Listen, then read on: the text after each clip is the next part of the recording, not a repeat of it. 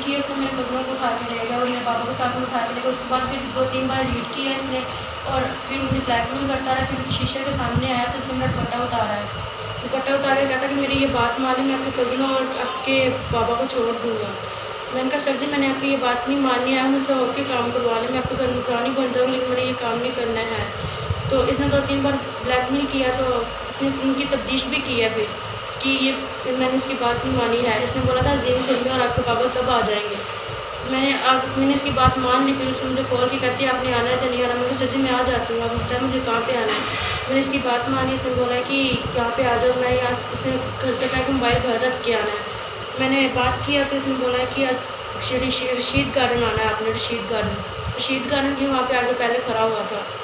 वहाँ से आगे मुझे लेके गए, आगे गया था, पीछे पीछे मैं थी। फिर अपने घर जाके इसने मुझे इशारा किया है, कहता कि अंदर आ जाओ। मैं अंदर गई हूँ तो अंदर जाकर फिर इसने मुझसे पूछा कि आपने आना कि नहीं आना, बात मानने की नहीं मानी। मैंने कहा मैंने नहीं मानी। फिर इसने कॉल किया पुलिस वालों को, इसने बोला है कि अज़ीम खुरमी और दानिश की तफ्तीश करें।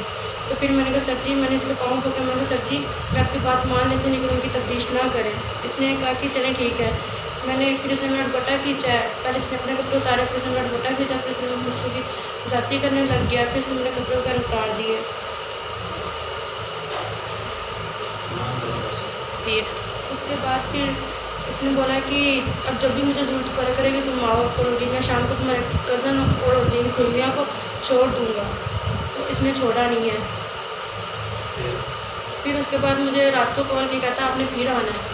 मैंने कहा सर जी पहले आपने बोला कि मैं उनको छोड़ दूँगा, मैं अब नहीं आऊँगी। कहता देख लेना, फिर मैं उनके आगे पर्चा करूँगा, तुमको बेगुनाह है वो तुमको मैं भेज दूँगा आगे, अज़ीम खुरमी और दानिश को उनको आगे भेज दूँगा मैं। मैंने कहा सर जी मैं आपकी बात मान लूँगी, मैं आ जाऊँगी सर जी, लेकिन उनको छोड़ दें। कह रहा है कि मैं शाम को छोड़ दूँगा, लेकिन नहीं छोड़ा इसने।